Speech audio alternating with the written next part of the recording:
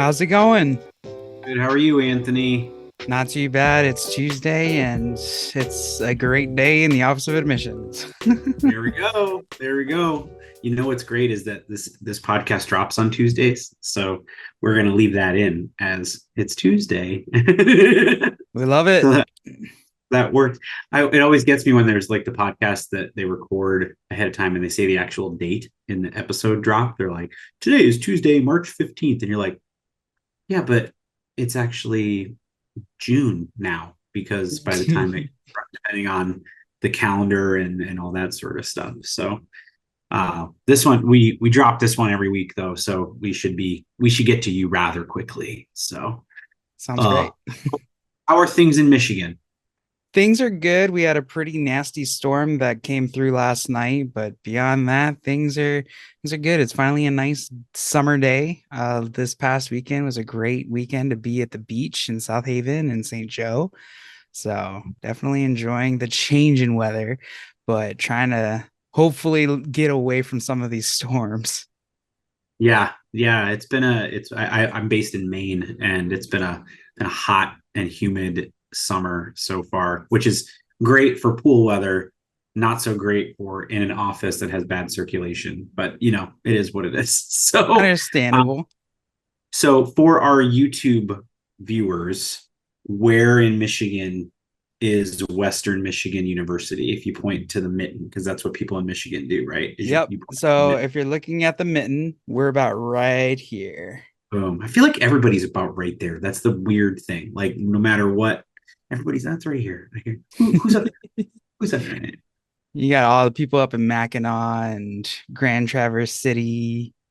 Yeah, yeah. Well, those folks. It's all good. It's all good. But we're focused on here where you are today. So for our audience, for people who might not know you, who are you? Who are you? we'll we'll start that again. For our listeners, you give us a little bit of your background, where you're from, how you got to Western Michigan. I know you started there, left, came back. I did a little professional LinkedIn stalking of your roles and how you got into the role you're at today. Yeah, so my name is Anthony Perez. I use he, him, his pronouns. I'm originally from San Antonio, Texas, and I got my bachelor's degree from the University of Northern Iowa. Got my master's degree from Western Michigan University in 2020, the fateful year that we all remember.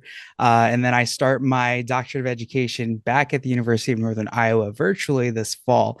I started my career in Iowa mostly because, oh, I should also allude that I am a first generation college student. So that's something that's very key and big to me. And it's kind of the primary focus of the work that I do.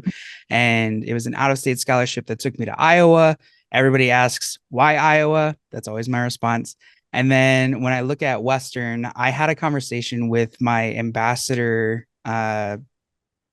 mentor at the time. They said, whenever you talk about industrial organizational psychology, it's a by the textbook definition. But as an RA, as a student ambassador, whenever you talk about those experiences, there's this new light and energy about you. And for me, she encouraged me to look into student affairs. I had no clue what that meant or what it did, but I knew that there was this big thing that took place in Oshkosh, Wisconsin, called the Oshkosh Placement Exchange. Went through and interviewed with 17 schools across the US, and it was a very busy weekend. Ended up getting a graduate assistantship offered to me by Western Michigan University through Housing and Residence Life. Started there, then found out that student conduct is not my vibe, and living in the residence halls as a full-time professional is a little bit more challenging than being an RA.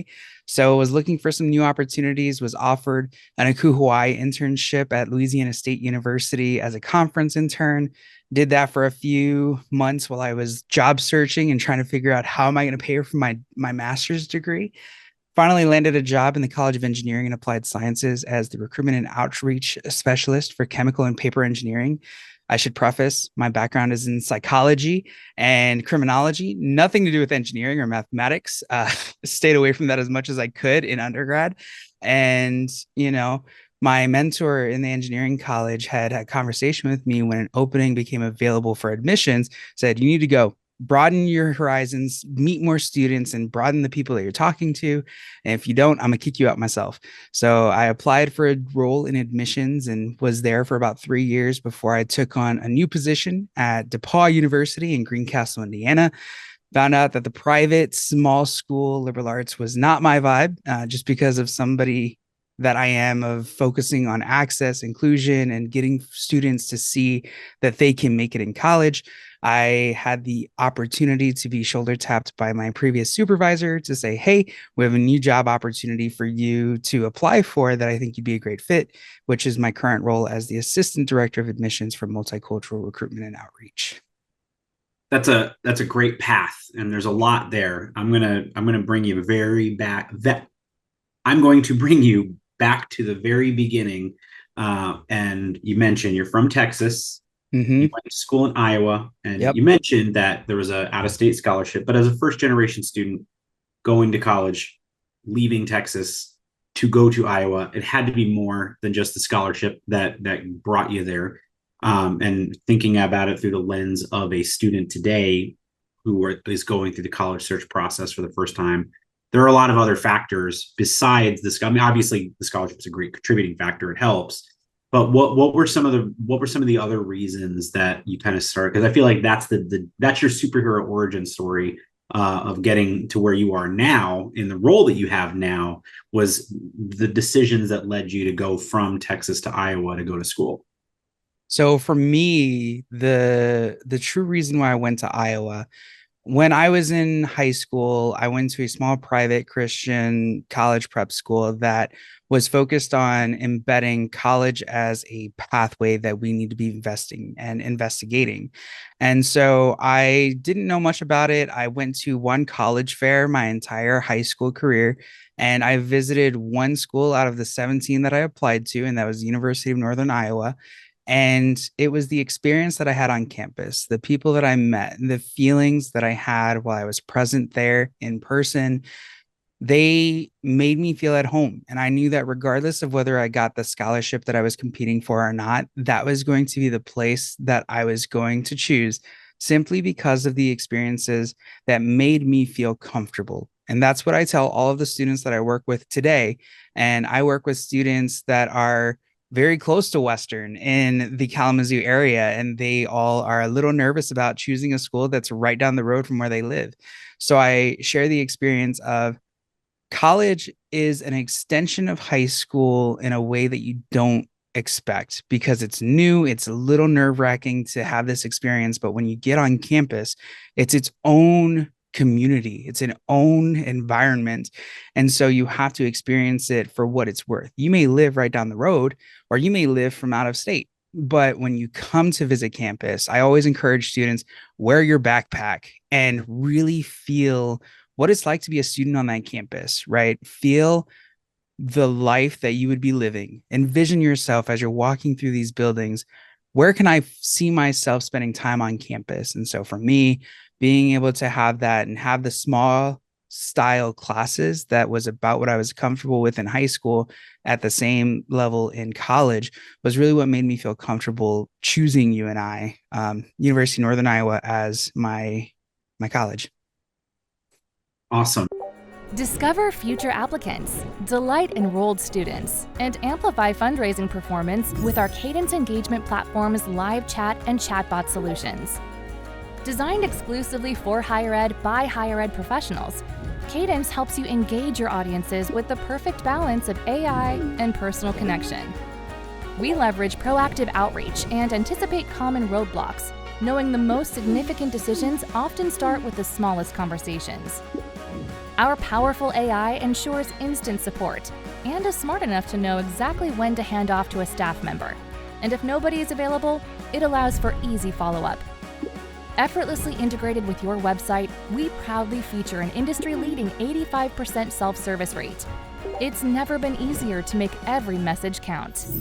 And so now we'll fast forward all the way to the current position, right? And say, what are some things that you did a really good job of making recommendations to students about handling the process and going through the process because they haven't done this before, right? And so what are some things that institutions should be doing that you, in your observation, could be improved upon to help students have that feeling of fit that you mentioned, right? Like that to me is one of the biggest things that we talk about all the time in the higher ed ecosystem, is that feeling of fit when that student sets foot on that campus or has that interaction with an admissions counselor or a tour guide or a professor or whatever it is.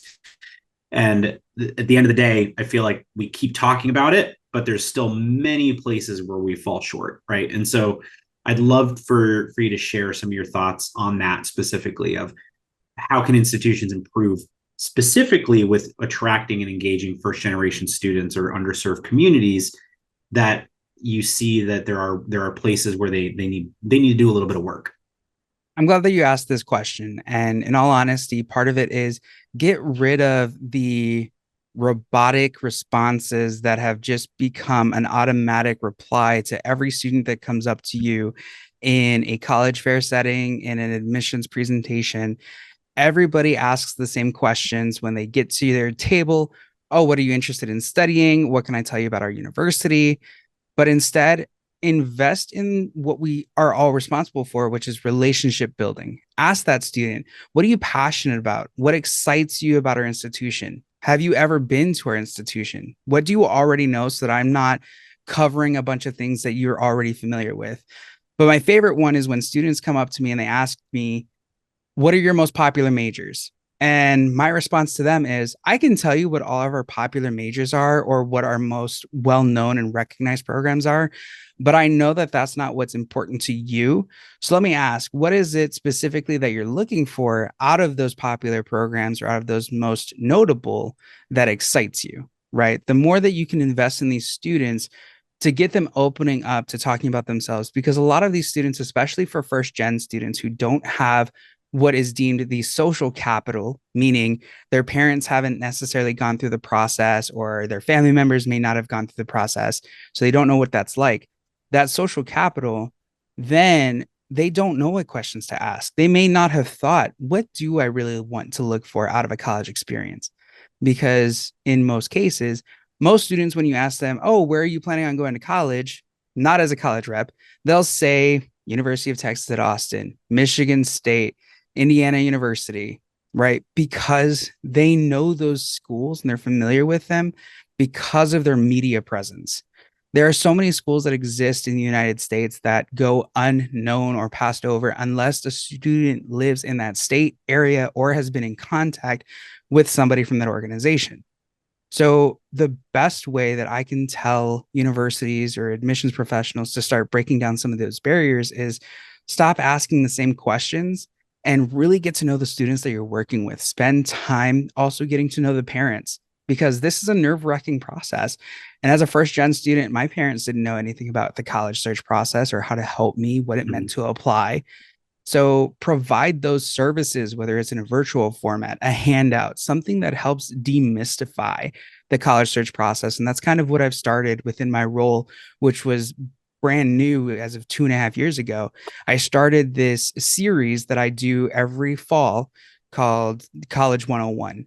In September, we'll launch one that's all about applying to schools, what it means to apply, early action versus early decision, or, what it means to be committed and not committed. And then in October, we talk about navigating the college search process as you're going on campus tours and visits. How do you discover what your fit is and the vibe that you're looking for?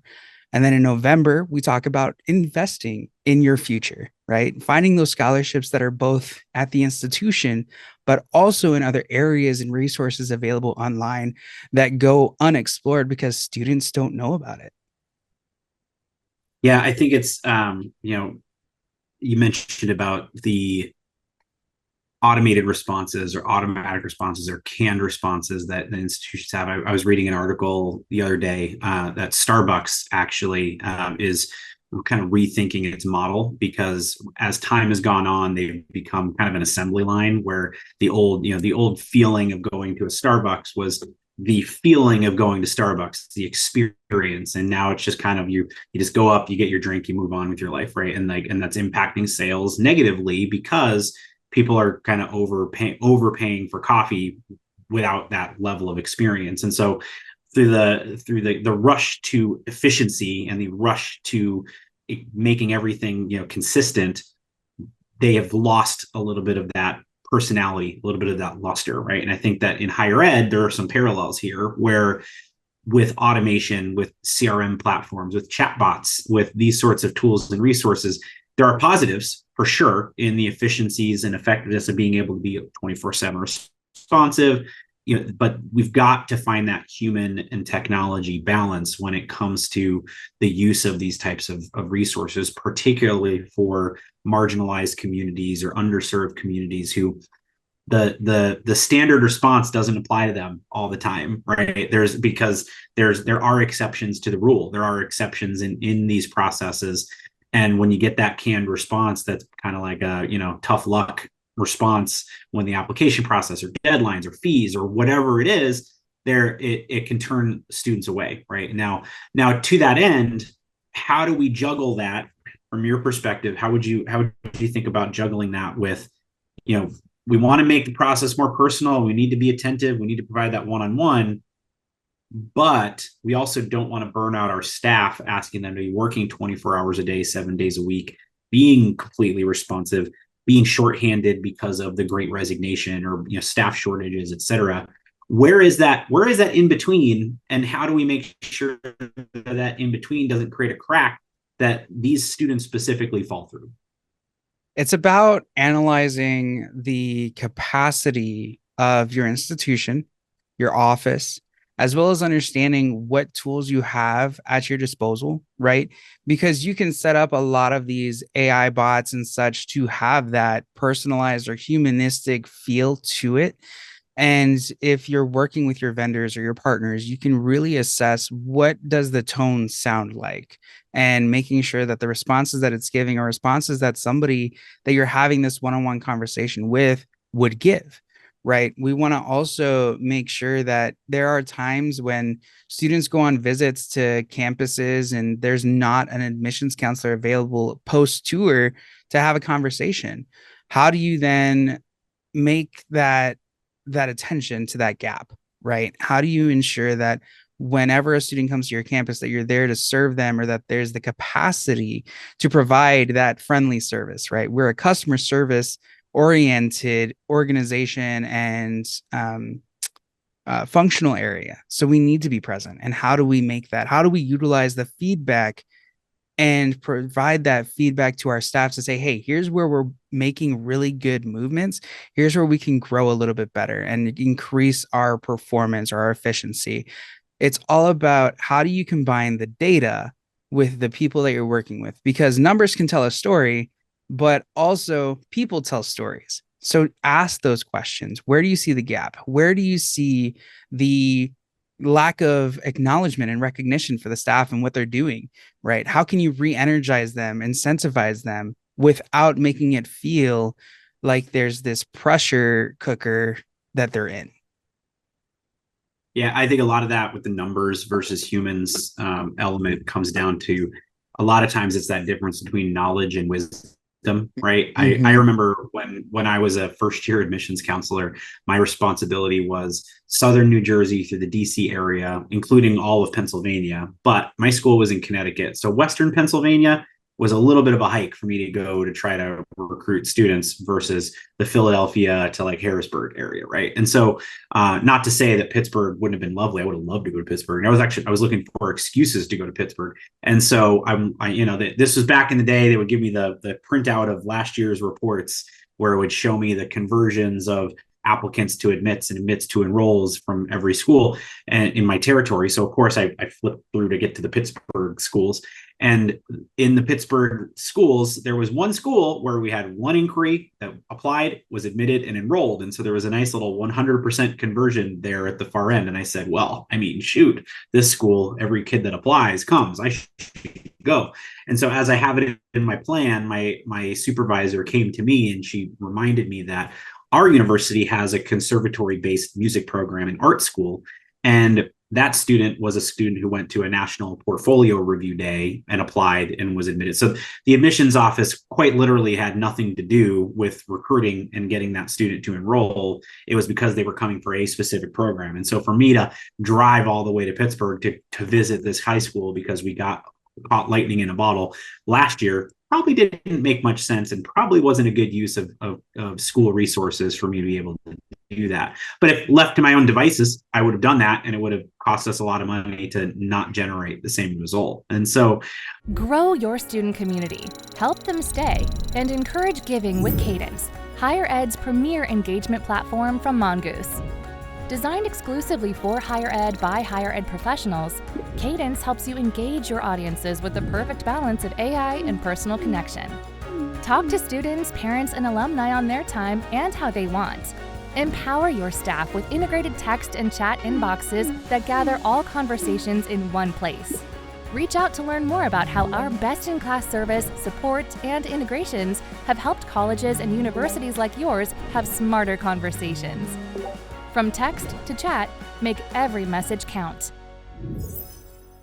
I'd love your thought with that in mind, of some times or opportunities where you've worked with people on your team or at higher ed's a small community, so at other institutions where we leverage wisdom over the data, right? And I used to call that just like gut decision making, right? And there's a bad side to gut decision making where you lean on we've always done it that way, or it feels good even though the data says to do something else. But there's nuance, right? I'd love your a little bit more on your thoughts on the nuance of human element versus data driven decision making, and maybe it's data informed decision making versus data driven. Right. With that, I think that there's a lot that's going on, especially as it relates to FAFSA and with regards to first gen families and being able to complete that.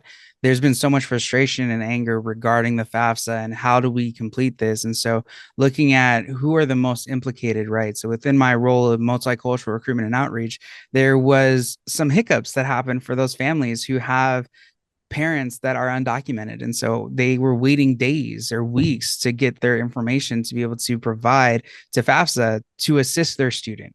And so a lot of it is there may not necessarily be conversations around the benefits of having FAFSA nights, or there may be some conflicts of, well, we don't have the capacity, right? So looking at conversations about cross-training, looking at conversations about provide us with a document that is frequently asked questions, or assisting and collaborating with financial aid to say, hey, here are some of the frequently asked questions that we're getting from these families. How can we assist you all? Because we know that their capacity was limited this year, especially because of how quickly they're trying to process and package students and how fast that they're trying to get everything together and reevaluating the SAI scores that weren't exactly clean the way that the federal government had made it. And so with FAFSA, so it's all about knowing what you're looking for, right? Knowing the population that you're working with, understanding the community impacts, but also understanding the cultural impacts.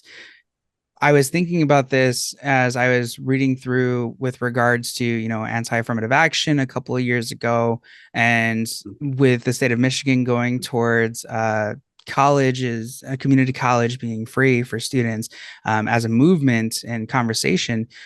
You have to understand the cultural impacts of these families that are influenced by their first gen status or the lack of social capital.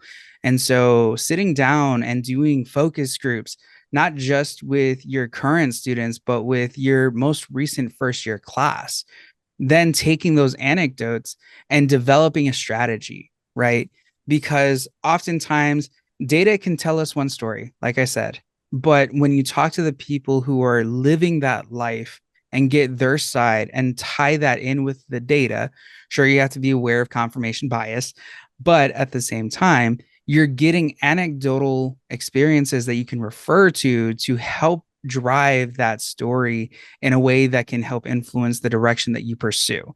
A lot of that is key to the work that I do within multicultural recruitment and outreach, because we have specific things like an event on a Saturday for our migrant families. Well, migrant farm working season typically happens on Saturdays, but do we know from what month to what month? And how can we utilize that to our benefit? If we know that specifically within the Hispanic community, my family was Catholic, and so we went to church on Sundays, but church was at 8 a.m.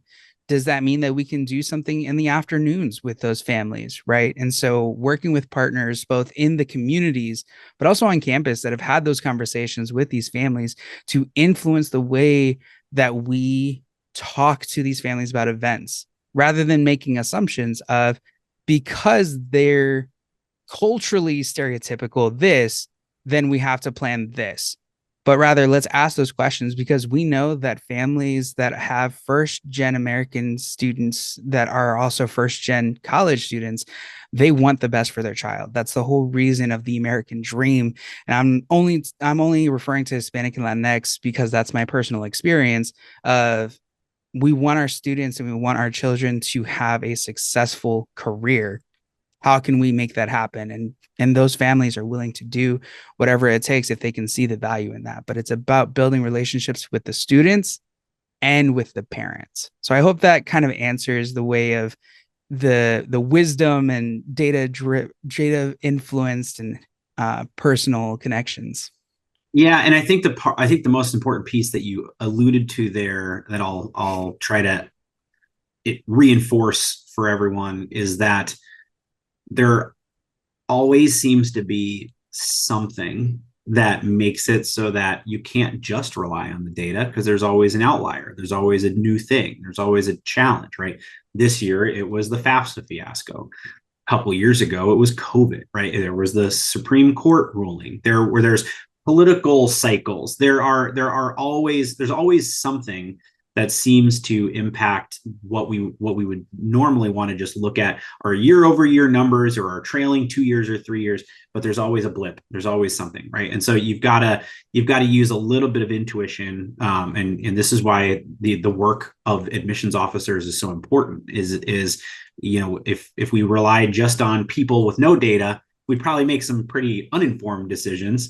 But if we relied on just data and didn't let anybody have any flexibility, then we'd probably miss a lot of opportunities. And I think that goes back to the point you mentioned earlier about your superhero origin story around that feeling of belonging, right? No student ever sat on campus and said, this campus is great because the spreadsheet in my phone told me that it checks all these boxes, right?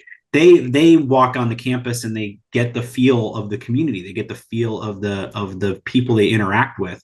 And I think there's a lot to be said. And I've had multiple folks on the podcast over the past few months on this topic around better matching between students and schools, right? And if we rely, if a data-driven enrollment process just used name buying predictive models to say these are the students who we're going to recruit, then why travel? Then why go talk to students in person? Why have open houses? Because the list would be perfect, right? We know the list isn't perfect because we buy 100,000 names to get 35 enrollments out of it, right? Like there are different processes that we use to get in front of and engage the right students. We use that data to guide us. We say, oh, hey, we have a lot of interest in this area. Why don't we send someone there? Why don't we do some digital marketing in this area? Why don't we do a dedicated program for guidance counselors, right? These are all things that work together in tandem, including human experience, right? And so I think you've got a lot of great insights there to share and a lot of great experience.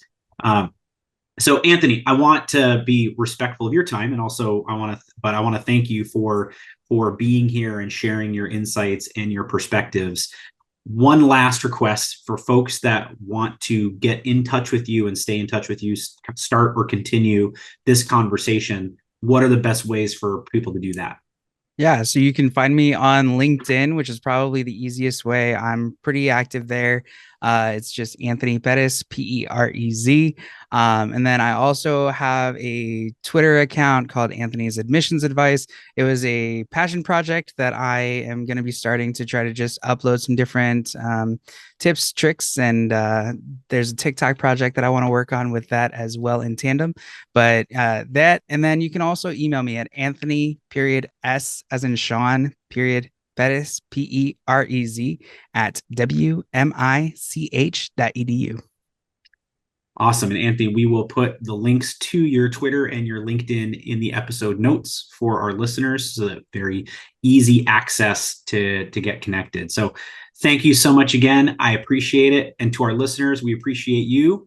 And we will see you next time on FYI. Bye-bye. Thoughtfully nurture applicants, personalize retention efforts, and exceed fundraising goals with our Cadence Engagement Platform's text messaging solutions. Designed exclusively for higher ed by higher ed professionals, Cadence helps you engage your audiences with the perfect balance of AI and personal connection. We leverage an intuitively designed interface and easy-to-use texting templates so you can have targeted conversations or scale up to expand your reach. Our powerful smart messaging can respond automatically, exactly how you would. And to measure progress, track your campaigns with unparalleled reports and analytics. Effectively meet your community where they are as we proudly feature an industry-leading 95% read rate within 3 minutes. It's never been easier to make every message count.